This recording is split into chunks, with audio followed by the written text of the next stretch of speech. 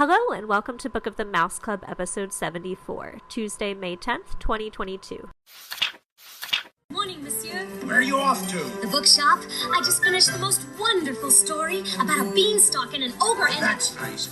Marie! The baguettes! Hurry up! I'm sorry, but how can one possibly pay attention to a book with no pictures in it? My dear child, there are a great many good books in this world without pictures. I almost bounced clear out of the book. Some bouncing, huh? Come home or make myself known. J. Thaddeus Turtle, Esquire. Have you never met him? You will find his story in this delightful little book, The Wind and the Willows. I've come to return the book I borrowed. Finished already? Oh, I couldn't put it down. Have you got anything new?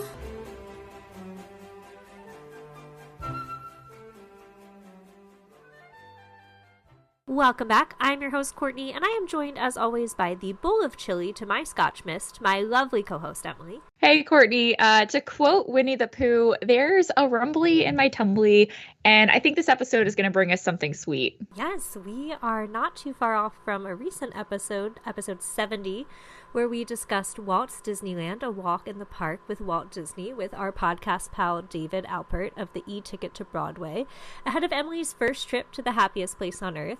And we made a little wish to chat with the author, Marcy Carriker Smothers, in that episode, and now, in true Disney fashion, our wish has come true. So today we're pleased to have Marcy join us as our guest to discuss two of her Disney edition books, Eat Like Walt, The Wonderful World of Disney Food, and the previously mentioned Walt's Disneyland, A Walk in the Park with Walt Disney. Marcy is a California native and, beyond her interest as a Disney historian, has experience in radio and the food and wine industry. She describes herself as, quote, an ordinary person with extraordinary curiosity, end quote, which we absolutely love. So we are looking forward to sharing our own curiosities about her work now. Welcome, Marcy. Hi, guys. So glad to be with you. Or should I say dish with you, since you guys are such punsters. We are all about the puns here on the show.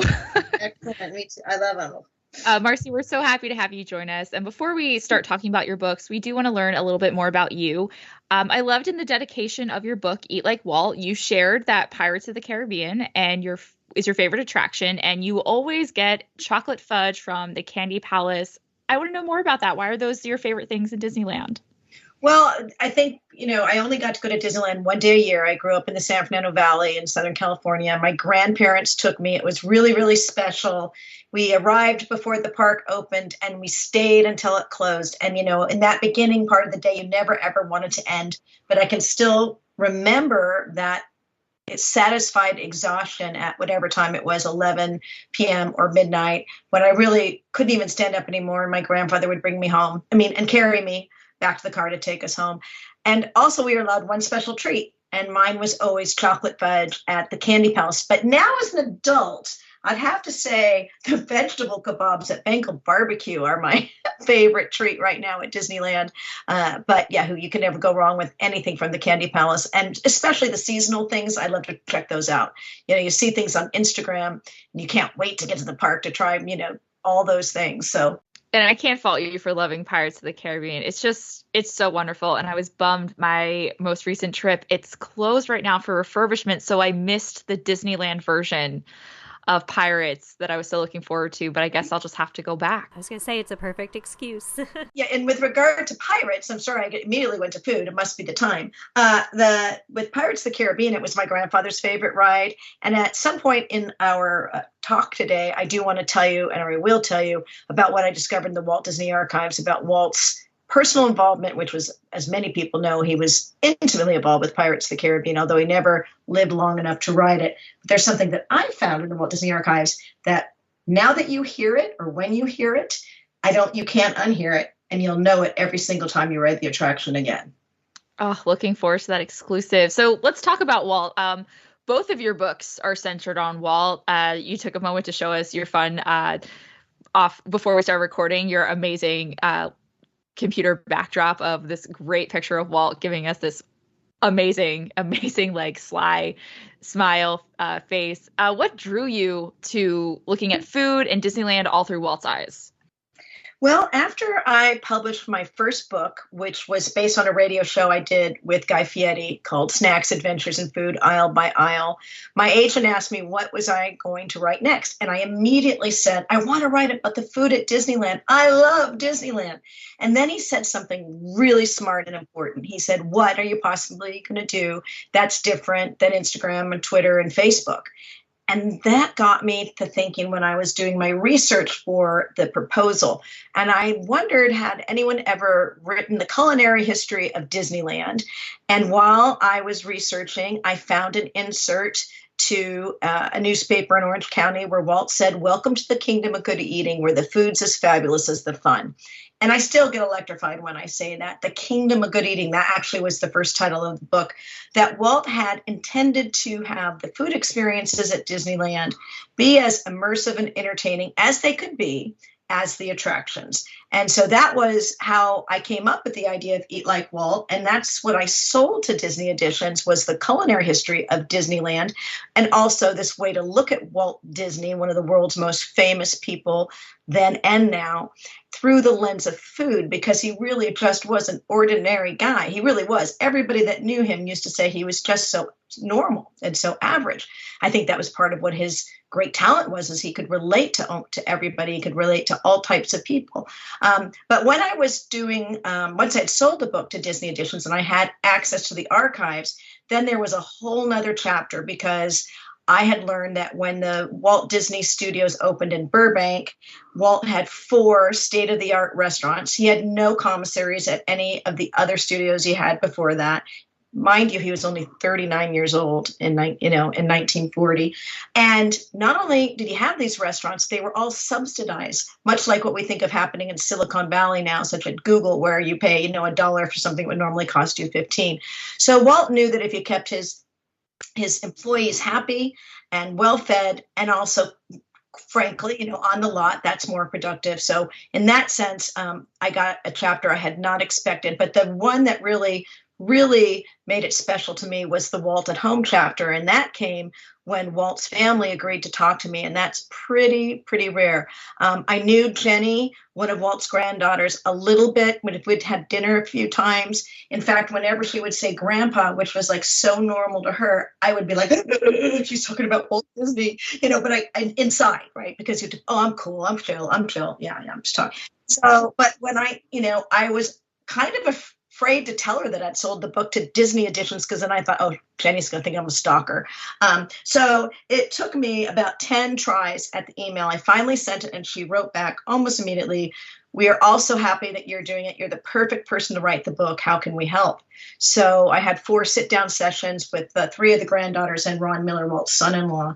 And that led to some really intimate details about Walt's life at home, and also one of my favorite assets in the book that was provided by the Walt Disney Family Museum, which is the list of foods that Walt liked that he hand wrote for his housekeeper, Foo-Foo, also known as he called her Mary Poppins, his Mary Poppins, and that Foo-Foo placed that on the refrigerator as a reference. And you could see on that, it's in Eat Like Walt. It's pretty easy to find now online. Through the Walt Disney Family Museum also, his loopy signature and his simple foods, roast chicken with potatoes, Spam, Waldorf salad, and my favorite, only 1 vegetable with meals. So anyway, that's how Eat Like Walt evolved, and it's still doing great. It's in its 3rd printing, and it made the New York Times book review for New and Noteworthy. And so that was probably my biggest personal career accomplishment, and something that I would have immediately shared with my grandparents had they been alive, because they never graduated high school like Walt, yet they played Scrabble every night. And my grandmother did the New York Times crossword puzzle in ink every single day. My grandfather read multiple library books a week. And I know that would have just tickled them to death. Well, maybe that's not the best pun. I've been gone a long while, no disrespect. I'm sure they would be very, very proud. And we're so grateful that you were able to chronicle all of that great research, which is exactly as you anticipated what we would love to get into. You anticipated our question about those wonderful family recipes. So thank you for sharing that part as well. Did you find that the family accounts also helped with the Disneyland stories too? Yeah, they did, because Ron Miller had a front row seat to, Disneyland. I don't believe he was there in 55, because then I think he was serving in the service, but, he has very vivid memories, and the grandkids do too, the older ones. I have met Chris, but I did not interview Chris for this book, but Joanna, Jenny, and Tam have vivid memories of being with their grandfather at Disneyland. And also, so those family recipes, one of them, Fufu's green beans, that was not from the archives. That's one. 3 I had to recreate for Eat Like Walt myself, and I worked with Tam to recreate that one. And I'm so thrilled to share that for Walt Disney World's 50th anniversary at the Crystal Palace, they have a selection of Walt's favorites on the buffet for this entire celebration. And while they don't call them fufus, I wish they would, but they do call it, I think, Walt's favorite green beans. And that's actually my recipe recreated with Tam. And there's several other things. Of course, there's the ubiquitous chili, but also some, 21st innovations of Walt's mid-century recipes. And one of them that I just loved was a butterscotch pudding. He loved butterscotch with caramel popcorn. He loved popcorn. Oh, that's so cool. So if you're in, guys, go Eat Like Walt at the Crystal Palace. That's amazing. And now I might need to change all of my plans for this week. I'm heading to Walt Disney World. Oh, and I might need to change some of my plans. We listened to some of our friends' episodes who have also had a chance to interview you, Jeff DePauli from Disney Coast to Coast, as well as our friend Brett on Notably Disney. And you mentioned in Notably Disney that you would write parts of your book while in Disneyland. Did you have a favorite spot, and what is it like to write in a theme park? Well, as we are recording this, you can see me, and that's, I know your listeners can't, but the picture that I photographed, I use for my author image in Eat Like Walt is me riding on Walt's train with my laptop. And yes, I close the laptop each and every time I go through the diorama. So Walt's train is still one of my favorite places to write. The whole thing about it is that I am the reader as much as I am the writer. I am a geek, a proud Disney geek. And before the pandemic, after the pandemic, the projects I'm working on, to be in the park, I am infused with Walt energy, because as we know, that's the only park he walked in, worked in, played in, slept in. So it just really, even the din of hearing people makes me so much more creative. My other favorite places are Walt's box at the Golden Horseshoe. So if you're facing the stage, that's to the right on the bottom. And the cool thing is there is a plug, so you can recharge there. Now, I also close my laptop now that the performances are back. I would never have the laptop open where the performer could see me.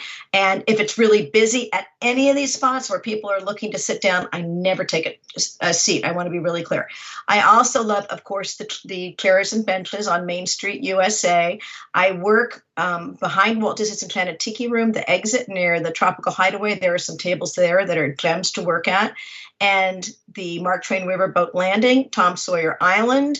And then depending, I might, move around from Fantasyland and Tomorrowland. There's less shaded seating there, but if it's a nice, sometimes I go there. So all of but my favorites are Walt's train, Walt's box, I would say, and Mainstreet USA are my 3 favorites. I love the recommendations as remote work becomes, more acceptable.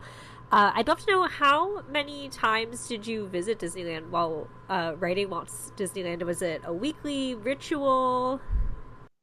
Well, for Eat Like Walt, I live in Northern California, but I would go down for like a week at a time. For Eat Like Walt, I would say easily 30 days, easily, probably more. I meant to go back and see if I could find those records on my app somehow to track it, or ask somebody to look to help me figure out how many exact times.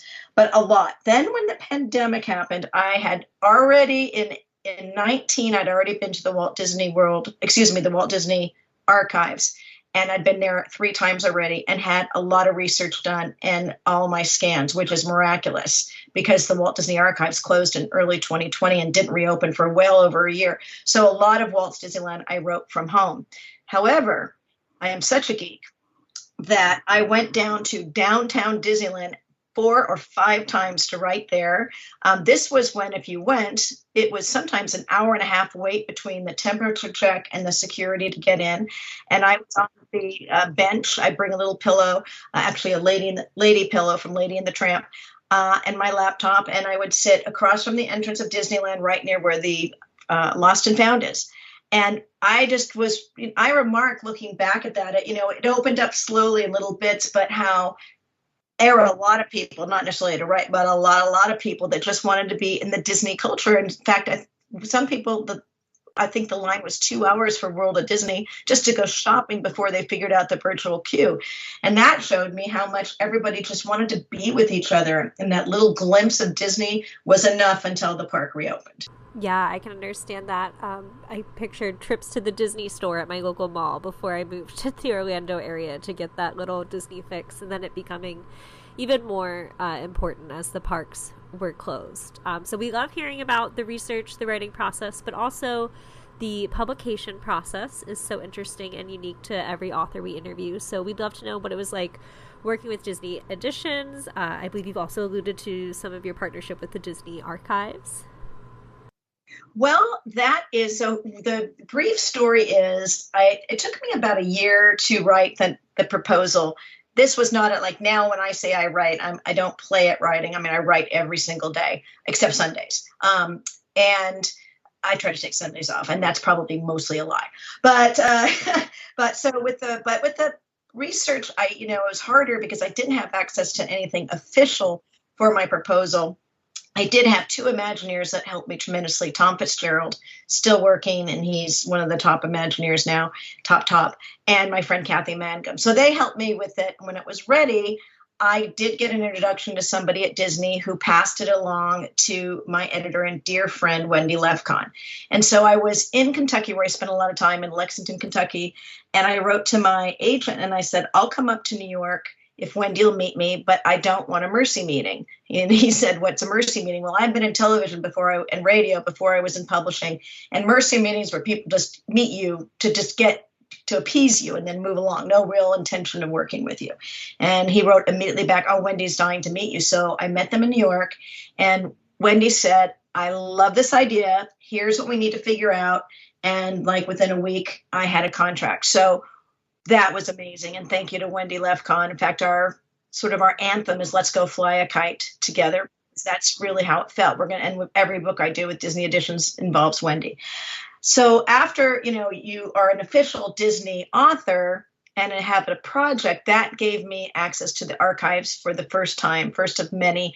And it is Christmas. It is as good as Christmas. You make a wish list, what you'd like to see.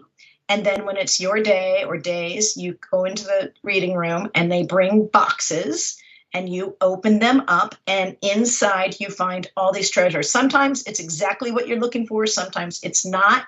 Sometimes it's an incidental, but it's just remarkable. And I'll tell you, I still tear up holding, documents that Walt signed that were his. It's just a very special resource. And then when you develop relationships with the archivists like I have now, that I also consider my friends, if something comes across their desk that they might not even be working on it, but they think it applies to me, Walt, or Walt's era of Disneyland, they'll just send it to me and say, you need to see this, or I want to share this with you. So it's an ongoing relationship with the archives. The other 2 resources that are very, very helpful to me, tremendous collaborators, are the Walt Disney Family Museum in San Francisco, which is, owned by the Walt Disney family. So they have tremendous assets there, not just what's on display, but many, many, many in their archives. And the Walt Disney Hometown Museum in Marceline. Kay Mellon's one of the founders, has become a really good friend. I've been to Marceline twice, and I know it pretty well by now. And they have all their assets primarily come from, but not exclusively, Walt's little sister, Ruth, who saved everything. So it takes a village to use an overused adage, but it really does, because and interviews, that's the other. My standard is everyone had to know Walt personally, no exceptions. No, my brother told me, or my dad worked with Walt. So whether I travel to interview these people or if they've passed away, or, or on Zoom, or if they've passed away, I can read, they have books, I'll read their books, or I'll read their interviews in the archives so that it is 100% authentic. I think that's just so very important for me to make sure that what is in the books is as accurate as it can be when it's published. Now, by the way, books only go to print. They're never finished. There's always little mistakes or things you found after the book, is on the shelves. But I feel like it's a very important standard because there is so much misinformation or oft-repeated urban legends that we find on the internet and social media platforms. And there are things that irritate me. I may not comment about it when I read it, and I make a note to myself, I'm going to get that right, whether in the project I'm working on or a future one. Between the two books, was there anything you learned within the publishing process that you took into writing the second one? And then I know you've done other books since as well. That's an interesting question because it's a really interesting question. I don't think I've been asked that. I'm so new at it. The first book really, Eat Like Walt, again, it started as one book and it became a much, much bigger book. And the one thing I definitely learned, I like paper files for certain things because sometimes you can't find, not everything's digitized in the archives. Some things you find online or other collectors. That's another great source, by the way. There are private collectors who are more than happy to help. And I'm grateful. I have several that I've worked with that they've got stuff that the archives doesn't have, and other museums. But I digress. So yes, I have both digital files. I've learned how to be incredibly organized in my Dropbox and my digital files so I can find things pretty quickly for other reference. And the other is that, when you go through the review process, and it's not, just your editors and the copy editors and everybody within Disney Editions, when you get it to, you pretty much your finished manuscript, but then it goes to parks and communications, all levels of Disney look at it. And the biggest one being the Walt Disney Archives. And I call that defending your dissertation. Oh my gosh, it really is. I bet. Yeah. And so of course with Eat Like Walt, that's where I learned, I could have definitely kept better records, but I'm really organized so I could find everything. I learned how to be more organized for the next dissertation and the next dissertation. And one of the best compliments I got is from my friend Kevin Kern, who's the managing director of the Walt Disney Archives. And he told me I've earned my PhD, which is very kind. But I think now what he means is I've learned the standards. So I aspire to and work hard to achieve those standards before it gets to the review process. If the Walt Disney Archives would like to offer a PhD program, I will happily enroll as soon as possible. Me too. I'll tell you what, it's very special. We are big research nerds, so thank you for sharing that with us. My dream is to visit the Walt Disney Archives. To work for the Walt Disney Archives would be my absolute dream job. Emily worked for the National Archives, so I think that's a decent thing to have on your resume. Very decent, for sure. So we want to now talk about the books. We have some content questions, and we're going to start with Walt's Disneyland. I'm going to geek out. I'm letting you know right now. So to me, the best part of Walt's Disneyland was noting all of the things in the park that are still there from Walt's time. And this just got me so excited because I was getting ready to go to Disneyland for the first time. And I made a scavenger hunt. I have 32 items that I made from your book with page numbers. So I was reading stuff to my family as we found them. And also looking at stuff like while we waited in line. They got really into it, and they had been before. They had been to Disneyland 2 times, and they thought they could show me around Disneyland. And I was like, no. I will show you around Disneyland. And they got so into it, and they found it so cool that, as you visit parks multiple times, there's still so much to see. So I had 32 items on my list, but I want to know if you could give our listeners 1, 2, or 3, because it's hard to pick one, recommendations of places to find Walt's handprint. What are some of your favorites that you don't want people to miss? Oh, you guys. First of all, 32, I am really impressed, and thank you for that. It's exactly my purpose was first and foremost to keep Walt Disney in Disneyland. And I'll just say that since I'm a chatter and I wait in line all the time and purposely wait in line, and I think that's a really important part of being a writer is listening to, just like Walt used to do, really, listening to the comments. And I'll turn to kids and say, do you know who Walt Disney is? And they'll usually say yes. I said, do you think he's a real person or somebody more like Santa Claus? And then, because I just want to make sure that they and their parents know that Walt was real human being, tremendous human being. And then with regard to your question of where he is in Disneyland, that was also a big purpose with my book, was to ensure his legacy by telling the stories in his words of the people that built Disneyland and managed Disneyland with him, and by pointing out the special things. So, okay, one that I will say, that there's so many, but it's an interesting story in terms of research. In Frontierland, in the shop there, the corner shop in Frontierland, I walked in pre-COVID, just before COVID, actually, and I saw what's called an orchestrion in the back, and it said it takes a quarter, and I put the quarter in, and that's one of those machines, and the instruments start playing, and it's so magical. It's a much, much smaller version than the one that is on Mainstreet USA in the arcade. And I went to the cast member, and I just was awestruck by this. It was just so neat. And I said, do you have any information? He goes, well, as a matter of fact, I do. And he took out a laminated information sheet about it. And that's when I learned about the woman who owned all the orchestrions, including the one that used to be in the train depot, which I believe is the one that is in Frontierland now, the one on Mainstreet USA, and the other ones that used to be in Disneyland. And it was the story of she, sold it to Walt Disney because she believed in him and wanted the collection to stay together. So the fact that Walt personally purchased that, I think it's very special. And if you go to my Instagram, which I know we can cover later, then you will see a really fun, I think, video that I did with a friend of mine that I met in the pandemic. Her name's Tanya McKnight Norris.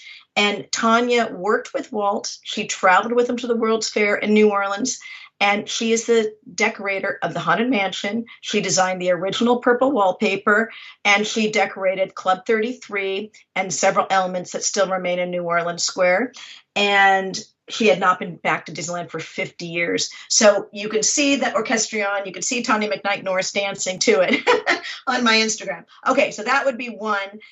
The other, just for the pure emotion of it, would be the tree in Tomorrowland. There's several very important trees at Disneyland, including Walt's Dreaming Tree, but I'm going to choose the one that's in Tomorrowland. I have visited Disney legend Rolly Crump in his home twice, and I still correspond with he and his wife.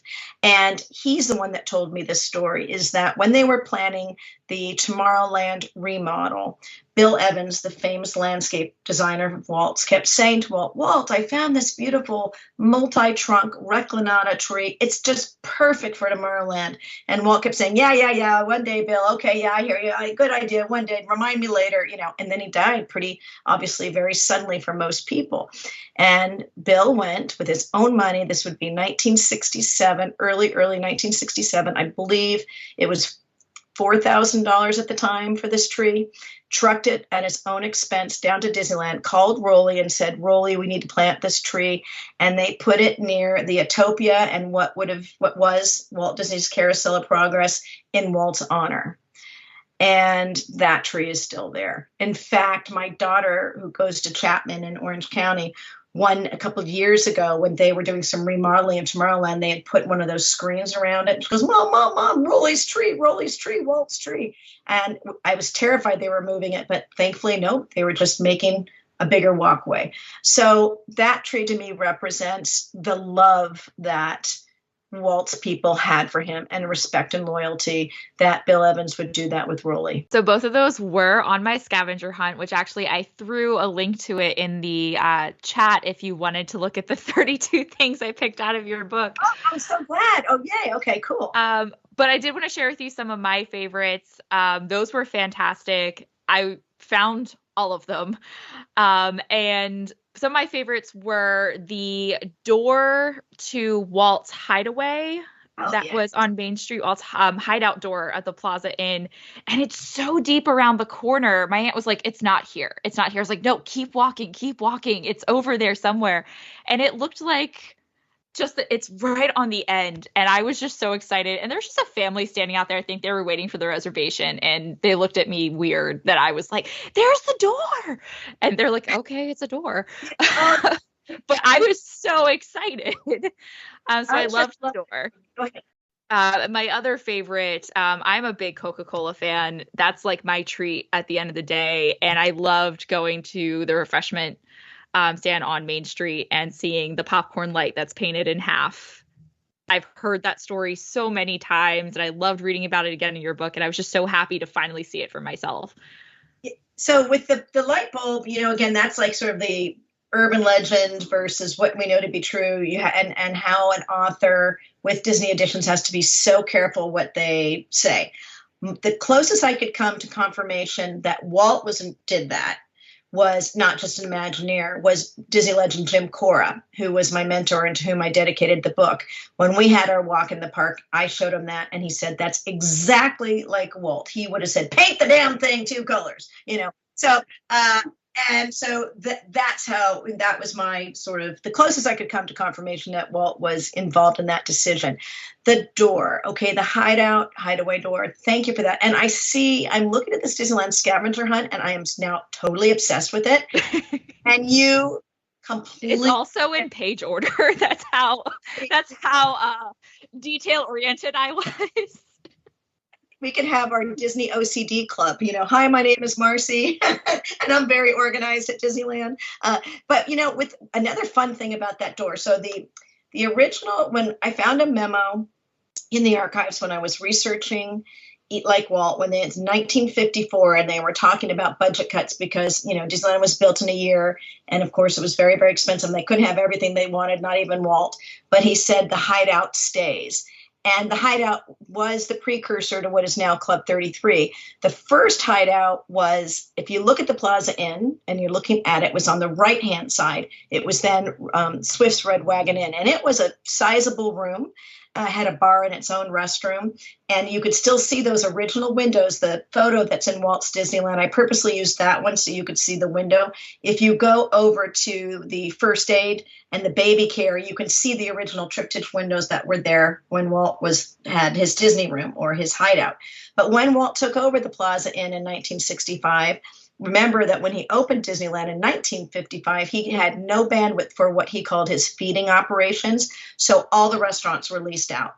But it got Swift's Red Wagon back in 1965, remodeled it with John Hench, and that room was needed for a bigger kitchen. So the much, much smaller hideout moved to the complete opposite, the left side of the Plaza Inn as you're looking at it. And like you said, Emily, when you go, you really have to go all the way to the restrooms to see it. But you can get on the porch and walk by and see the multicolored window. And Jim Cora and I went when we did our walk because he remembered that room and definitely was Walt's room. That was just a small room. It's now all broken up. What's really interesting is that I went up to Walt's apartment with a private visit with somebody to do a little bit of consulting, and that was incredibly cool. Yes, it was. I still geek out over that. But as opposed to when you go in on a group tour where you're pretty much you stay in the main living room, I was allowed to walk around freely. And I saw that the door to Walt's balcony off his apartment above the firehouse had the same type of multicolored glass door. Not the exact same pattern, but the same type. And I thought that's definitely a stamp of Walt Disney if those two doors represented his private spaces. Yeah, I had so much fun doing this. It really this is what I was most excited about going to Disneyland, of course, to ride attractions, but I wanted to find all of these things for Walt. And I have heard you talk about on previous interviews with friends of ours on other podcasts that you wanted the book to be easy to bring to the park, accessible, readable, and I want to confirm that it was. I took it throughout my entire first day in Disneyland, carried it around the park. And again, like I said, I was reading passages of it while we were waiting in line, like telling my family more about what we just saw before we hopped in line for an attraction. So your book is fantastic for that. And I highly encourage readers, if you've been to Disneyland multiple times or even Walt Disney World, to start looking for those little things that maybe you walk by and don't realize just how special they are. Thank you so much for that. I mean, it really is true. It's the same amount of words. It could have been another big coffee table book like Eat Like Walt. It was my choice to make it affordable and portable. I really felt it was critical for people to be able to learn about Walt Disney, and as I said, to maintain his legacy and to let people know who Walt Disney the man was and where his imprint is at his original Magic Kingdom, was to make it something that people could afford. And I think right now at Amazon it's down to $12.99, and I am very happy about that, because not everyone's going to get to, I mean, my goal is to exactly what you did, Emily, was to take it with you into Disneyland and to read it there and just to be infused with all things Walt. But for people that can't get to Disneyland and they want all the feels, then I hope they'll read the book for that, because I also would like to add, there are plenty of really good fact books on Disneyland. There are myriad of excellent fact-based social media platforms. I didn't think we needed any more facts, though there's tons of them, including 15,000 words and endnotes, which I also thought was very important for this book, so future historians and curious people can find the original and source. So yeah, all that stuff was incredibly important to me for the feeling, that magic that happens when you walk through the turnstiles and under the railroad tracks, that you can get it even if you're not in the park. Well, you absolutely succeeded. And as we shared on our 70th episode, we were joined by our friend of the podcast, David Alpert, of the E-Ticket to Broadway podcast. He is self-proclaimed land boy, growing up in the California area as well, with many trips to Disneyland. And when we were discussing, we posed questions that we would like to ask you should we be given the chance, and here we are. So we have to pass along David's. He wanted to pass along what a great job you did on the book as well, just to echo Emily and our sentiments. His question, twofold, was if you could go on any attraction with Walt, what would you choose, and where would you like to dine with him? I mean, these questions honestly make me cry, because I think about it all the time. I would say Pirates of the Caribbean. I think that was, the masterpiece he was working on that he didn't live to see. So the idea that we would ride together, he would actually be able to experience the full immersive version of the attraction he never got to ride on would 100% be the one. And I would say it's a difficult call, but on the food, but I'm going to say the Plaza Inn. We can't say for sure that was Walt's favorite restaurant, but most people believe that it was among them. If not, his whole idea was to have a fancy meal at a fair price. That was really important to him. The details he put in there, including, very expensive chandeliers and buying all these reclaimed things from a St. James mansion for a home that was going to be demolished, just to make it this luxurious experience for his guests. I think we would sit there. And if you go to eat at the Plaza Inn, I really encourage you to ask for my friend Steve Bockenberg. He's been there 44 years. And I consider him the ambassador to the Plaza Inn, and he can show you Walt's table. Ooh, I love the fried chicken there, so that will be on my list next time I make it out to the West Coast. Fried chicken was really important. You'd be surprised. I mean, Walt used to, I won't go into it, it's too long of a story, but Walt loved his fried chicken. He loved the Knott's fried chicken, even though at some point he couldn't go to Knott's Berry Farm because he was just too famous. And when the Chicken Plantation, which is a restaurant that used to be roughly where Cafe Orleans is now and the New Orleans train station, very roughly there, had to be closed and raised to make room for the New Orleans Square, I read plenty of memos about how important it was to keep fried chicken in the park. And so that is the perfect place to experience it, is at the Plaza Inn. So my question that I had on our episode originally was, where did you find research materials and what was that access like? You've shared so much about that already, but if there are any other stories you're interested in sharing that you found in your research, we would be so delighted to hear them. Well, I have two favorite research stories. The other thing I would say, there's so many really, really good books, but obviously, I shouldn't say obviously, Dave Smith's Disney A to Z is a very, very critical research tool for anybody that's ever going to write. It doesn't matter if you're even doing Instagram. I would always refer to that. And then the DDA gets at its wonderful books.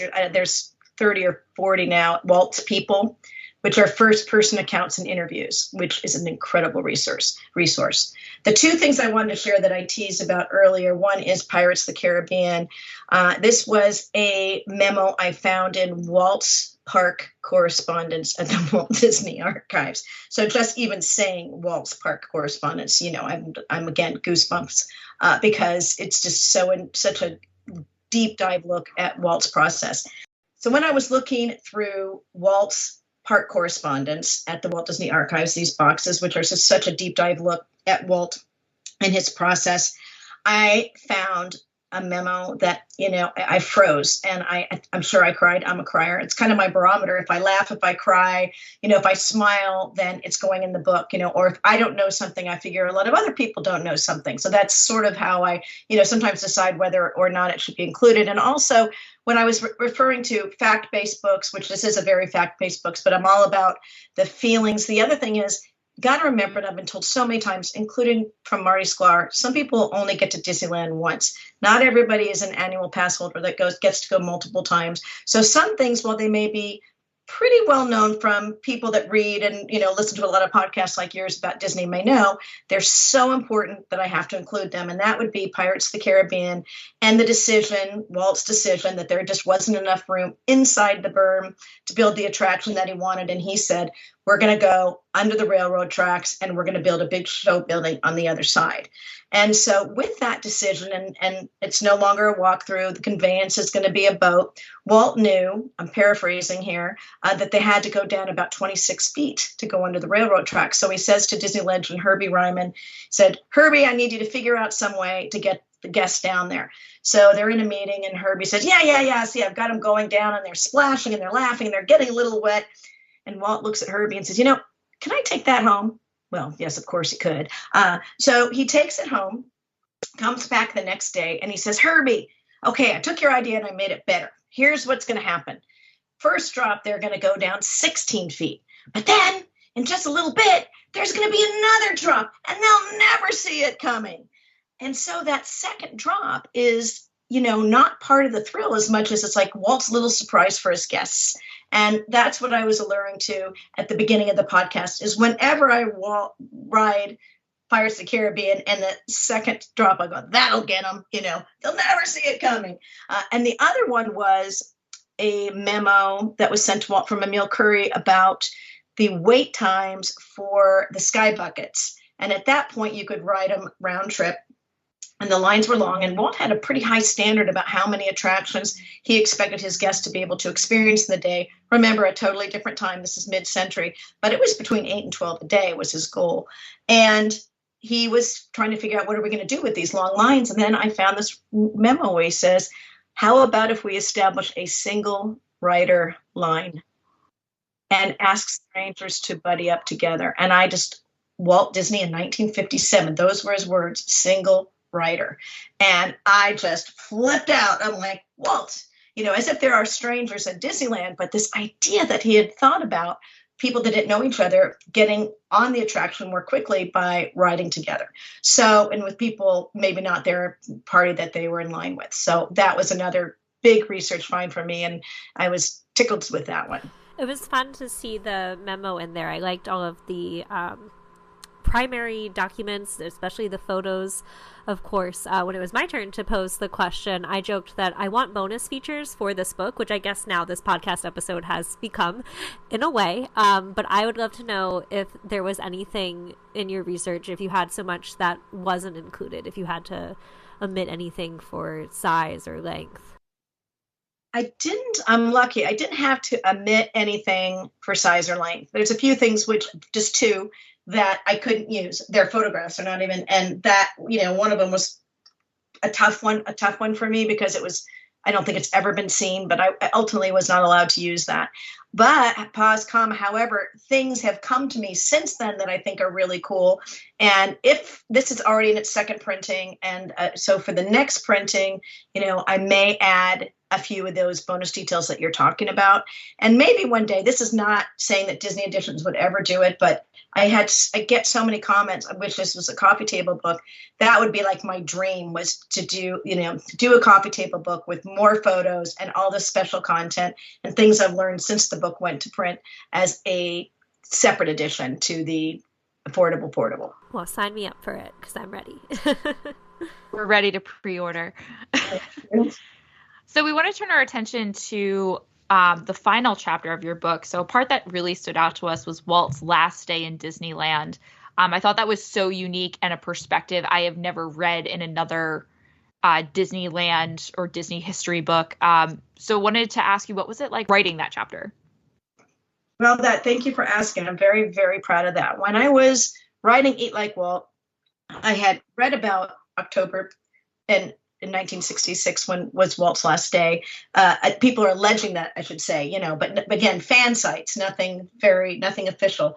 And I kept asking, what can could I, and I ran out of time to include it in Eat Like Walt. But when I knew I was doing Walt's Disneyland, I went to Ed Ovale, who is an unbelievable archivist. His specialty is Walt's Disney. And that's his primary focus of research in the Walt Disney Archives. And it's actually Ed who found Walt's badge. And that's a really interesting story because I got that story at the very end of I'll get back to your question, but at the very end of the book process. And so I couldn't put it in the text. I had to put it in the caption.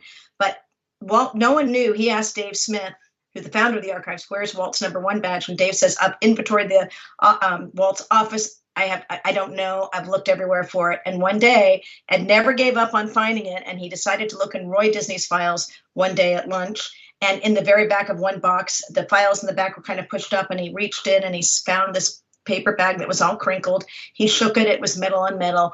And inside were Donald Duck pins and Walt's #1 badge. So his brother Roy had saved it all those years.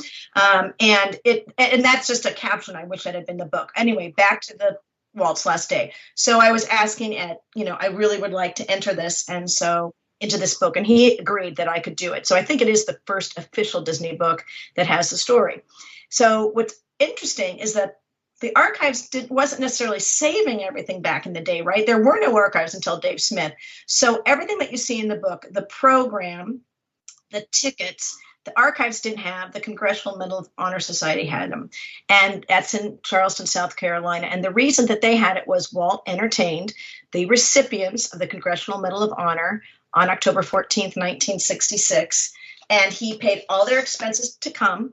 And we believe it's not the last photo, but maybe the last photo ever taken of Disneyland was that day. Now, that's not to say that somebody in their camera, in grandma's attic or great grandma's attic actually has an image of Walt, but that was pretty stunning to me that was probably the last one taken of Walt at Disneyland. So I was trying to get those assets, and I wrote to the archivist at the Congressional Medal of Honor Society, and she said, sure, tell me when you get closer, we can talk about it. Now it's pandemic. I'm writing in Lexington, Kentucky at my friend's farm where I like to write. And I wrote to her and said, could I come and visit you? I looked, it was an 8-hour drive. And she said, sure. So I went to the Congressional Medal of Honor Society to discuss these assets, which were such an important part of the story, that Walt, the fierce patriot, was hosting these amazing, amazing veterans and heroes in America. And so when I met the archivist, she was, very forthcoming, very lovely. And then I got into the back office, which I believe it was a general that was in charge of the museum. And he asked me why I wanted the assets. And I gave him a very short version. But when I started telling him that Walt Disney was a fierce patriot, that Abraham Lincoln was his hero, that he had built an attraction for Abraham Lincoln, that he had established the flag retreat at Disneyland on opening day, and it's occurred every single day after that the park is open, and that he, et cetera, he looked at me and said, okay. And they gave me all those assets for the book. So I was able to tell the story of Walt hosting them, the fun anecdote of the tickets saying good for all attractions except the shooting galleries. And Walt says, well, we've got the Congressional Medal of Honor. He called them winners. Sidebar, we don't call them winners, we call them recipients.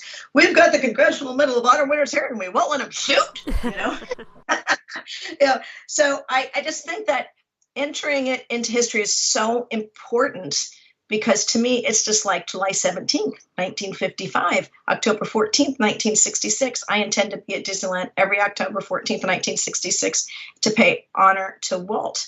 And so that's how that came to be. And I knew, because I was crying, especially when I had included some of the stories of people talking about the day that Walt died, that I couldn't end the book like that. So that's why I'd found that research from Buzz Price about why Disneyland will never work early on. And that story is that Walt had hired Buzz Price, the same person that found the land for Disneyland and Walt Disney World, to meet with leading amusement park operators and show them plans for Disneyland to get their ideas about, the feasibility. Did they have any comments? And they were, they absolutely, Walt's screwy ideas about landscaping. They're spending too much on things that customers will never notice. Custom rides will sink, I'm paraphrasing, nobody cares. And so I ended it because obviously all those people that were saying why Walt's Disneyland won't work were wrong, and everything that Walt achieved was right. I love how you ended the book that way. And why that chapter just stood out to me so much was Courtney and I have discussed on this podcast multiple times. We've read Bob Thomas's Walt Disney American Original multiple times. And it doesn't matter how many times we read the biography or other books, the passing of Walt and like his ending just always gets us. And this was just a totally different way that I've read about his last days, and I thought it was just so unique and so fitting. While I wish he had many more days in Disneyland, the fact that that was his itinerary for his last day, I just felt was so authentically Walt at the same time that it seemed like the perfect day. And of course, he did not know it was his last day. Let me be perfectly clear. He did not know it was his last day. I don't even know the degree to know. I do not know how much he knew he was sick. So I want to be really clear about it. It just turned out to be his last day. It was not planned. And I think it's important that you said he left that legacy of things that continue on with his patriotism, like the flag retreat ceremony. So what I would love to know is, as you walk through Walt's Disneyland, what do you now see? In other words, how do you see the park now based on your research, your role as a historian versus your times as maybe a regular guest? I would say that first and foremost, as I said earlier, I just am as giddy at time. Let's say it's 1,000. I don't know how many times I've been to Disneyland, but I'm as giddy and excited going each and every day that I get to go there and walking into the park. I am immediately calm, exactly what Walt intended. I feel safe. I feel happy. I just want to play. But I would say that I look at it as a historian now as a crown jewel of all the Disney parks. It's the only one that Walt worked in, played in, slept in, worked in, and now Walt Disney World, which I call a treasure chest because it's overflowing with jewels. There's just so many really cool things, and some of them are what Walt intended, and a lot of them are the people that knew Walt that brought them to all of us. And now, of course, there's the 6 parks around the world, or the 6 destinations and all the parks around the world. And I just look at it as very special. Somebody that I met at Retro WDW, Billy Holscher, who started with Walt in 1955, refers to it as the Vatican. And I know he's kind of being silly and funny. In my opinion, this is among the most important pilgrimages you can make if you're interested in Walt Disney, is going to his original Magic Kingdom. Well, I know that was the highlight for me this year, was finally getting to go. And thank you so much for sharing all of those wonderful stories about Walt's Disneyland. Let's turn back to Eat Like Walt for a little bit, and let's talk about food, something I know all 3 of us love about the Disney park. At the end of your book, you share all of those recipes, which I thought was just so exciting. Have you had a chance to make any of those? Yes. Test them. Any recommendations for favorites?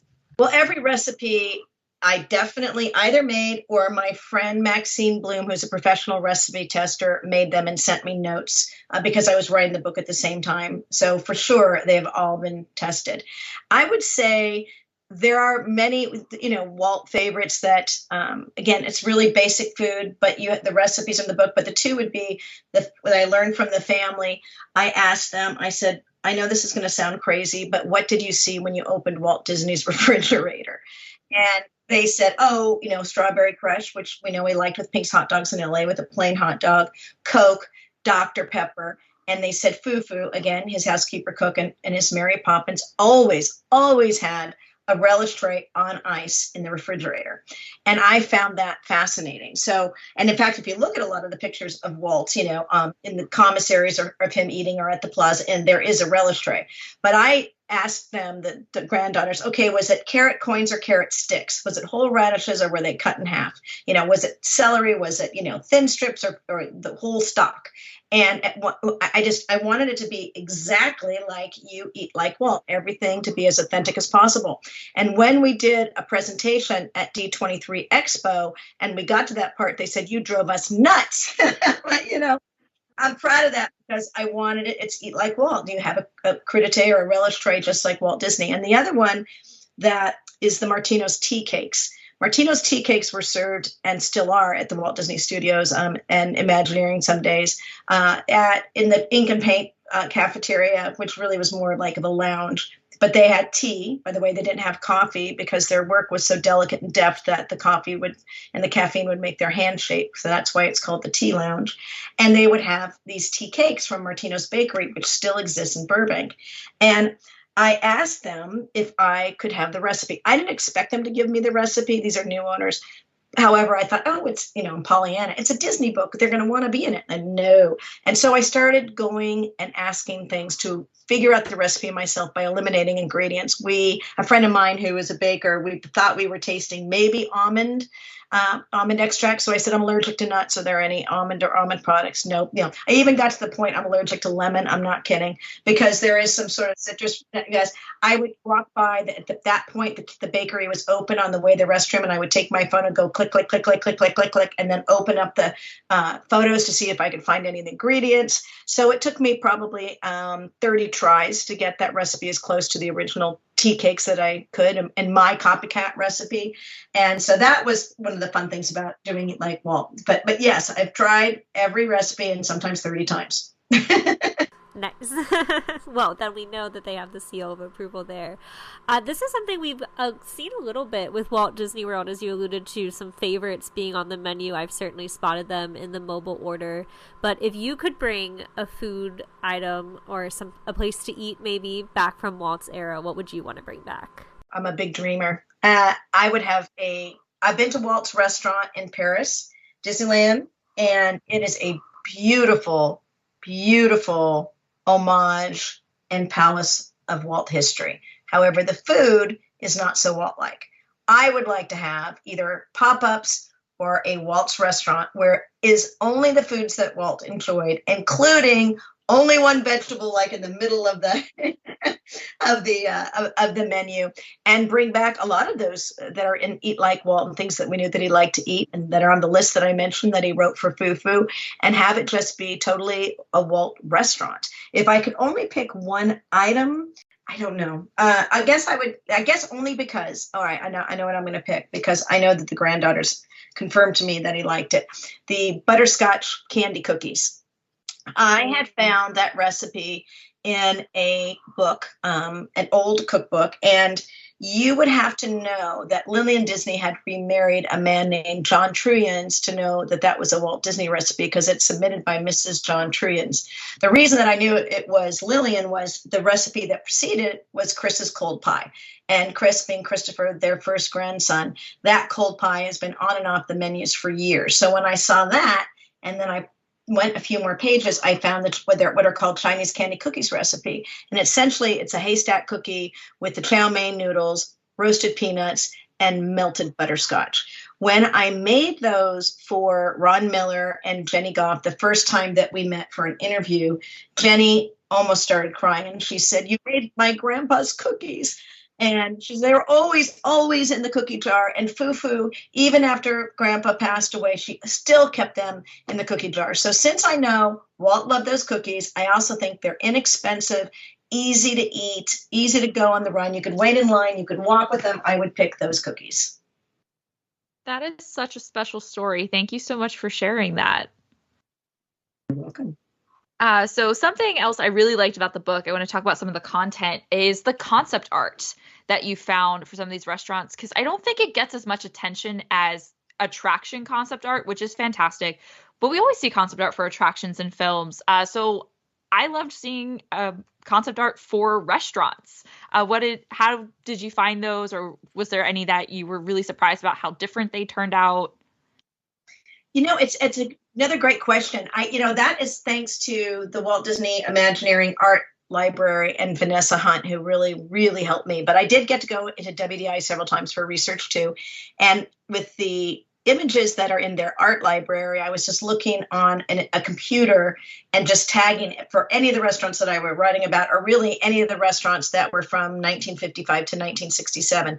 I keep Eat Like Walt through 1967 and Walt's Disneyland as Walt's era, even though it's sometime after he passed away, because things opened that he championed, such as Pirates, The Haunted Mansion, Club 33, etc. So, and I just, to me, a lot of it looks exactly like the way it was, and more so with Walt Disney World. When I wrote Delicious Disney Recipes and Stories from the Most Magical Place on Earth with my co-writer, Pam Brandon, Pam's written 21 cookbooks. She has all the recipes, all the relationships with the chefs at Walt Disney World. She's been doing it 30 years. She is the expert. I am not a Walt Disney World expert, but I am a historian and a storyteller. So I wrote the narrative for the book.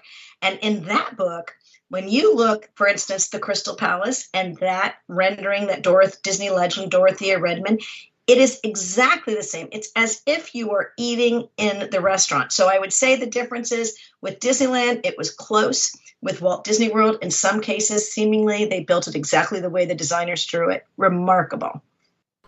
Thank you so much for sharing all of these wonderful stories and details. As we wrap up, we always have 2 questions that we like to ask our author interviews. So I will tee up the first, which is, what is a personal favorite Disney book that you'd like to recommend? Because that just keeps our podcast going, of course. Well, there's 3. I think the Walt Disney World 50th book by my friends Tim O'Day, Steve Agnini, and Kevin Kern is a masterpiece for Walt Disney World people, or for Walt Disney people and Disney nerds, geeks. I mentioned A to Z. Everyone should have that if you're listening to this podcast. New releases that I would say, I think if there's 2. I think the Women in Imagineering book has some fantastic insight and input from people that we haven't heard from before. And then my mentor, Jim Cora's book, he did not live for the day that it was published. Ironically, it's called Not Just a Walk in the Park. And we knew that was a similar subtitle when he was alive, because he talks about the opening of Tokyo Disneyland and the opening of Paris Disneyland, the international parks. And again, those are subjects that I don't know have been covered in depth. And also Jim was so freaking funny, and it sounds just like him. So those would be the 2 current releases I'd recommend. And of course, there is a book that you guys reference that's so important, Walt Disney, an American Original, like by Bob Thomas. What makes this book so unique is that Bob knew Walt Disney. He spent a lot of time with him, either at the studio. He even got to walk around the park with Walt when Disneyland was being built. And so I think, of course, biographers don't need to know their subject. I never met Walt Disney, and I can write about him. But the intimacy and the familiarity with which Bob Thomas can write about Walt Disney, I think that is a absolutely necessary book, and you can get that in paper book. No excuse not to own it. An absolute must on everyone's bookshelf. And thank you for all of those recommendations. We're very much looking forward to adding to our bookshelves here on Book of the Mouse. But our final question that we always ask is advice you have for other writers who aspire to write a book, be that a Disney book, any book. We love asking our authors because you're role models for so many of us, and you've written multiple books now. So we'd love to hear what advice you have. I think that, that's a question I get a lot. And I say, sort of like Malcolm Gladwell in The Tipping Point, 90% of people that have big ideas never act on them. So be the 10% and act on them and write. The second thing is that it doesn't always have to be a book first. You can write a really great article for HuffPost or Slate or any of those websites that post, depending on what your genre is, and get notice as a writer from those short form websites and platforms. A lot of book deals, you would be surprised. I know my agent has picked up a lot of people, particularly from Slate.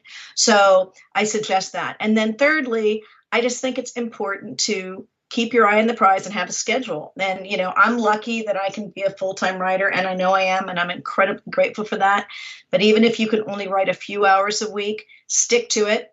Don't be very good kind to yourself, give yourself grace. There's no amount of words. It doesn't have to be usable. It may never make it into the book, but the fact that you gave yourself X amount of time and you stuck to it and you did your best is the secret of the flow, at least for me, is that discipline and that routine.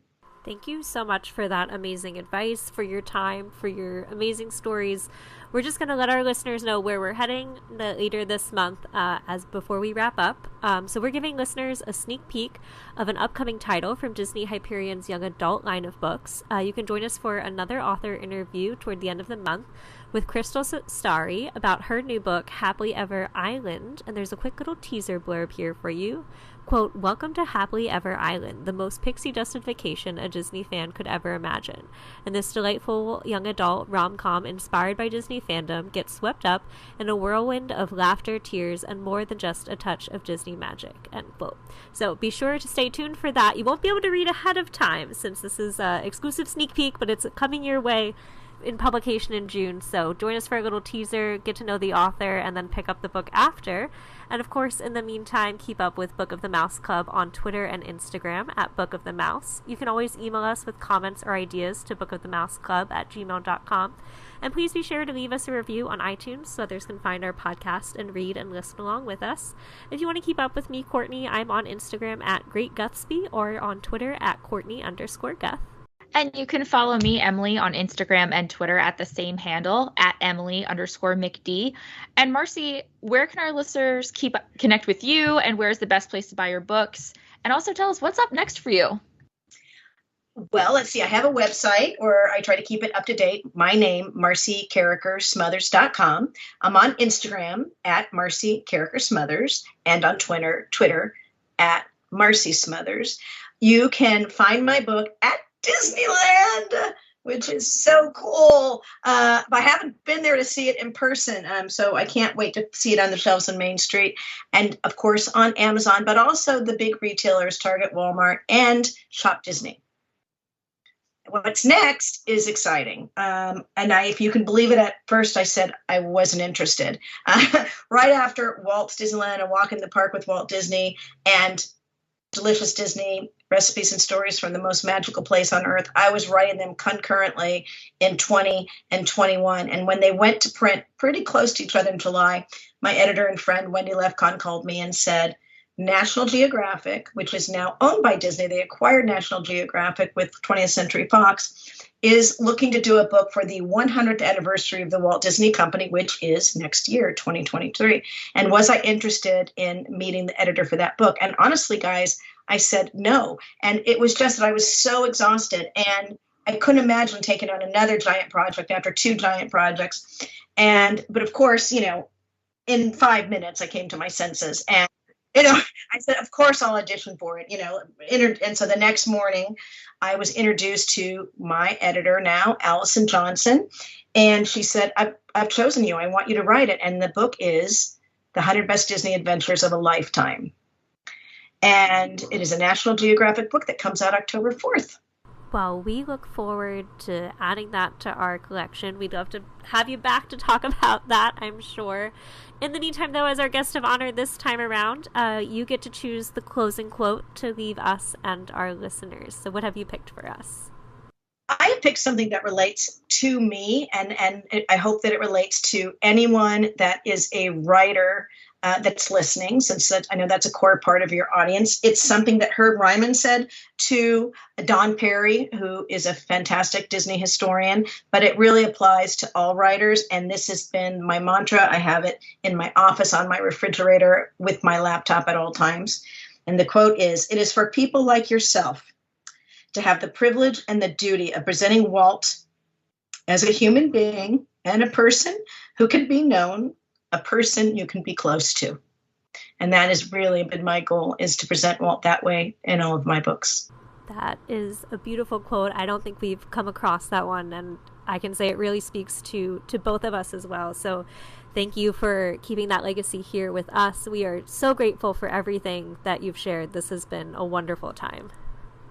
Well, thank you guys for inviting me. I really enjoyed it, and I appreciate your enthusiasm. And honestly, the Disneyland scavenger hunt and 32 clues, I want to share that with the world now, because you're so, that's such a cool thing to have done. Thank you. Great. Thank you so much. And until next time, listeners, go take a walk in the park.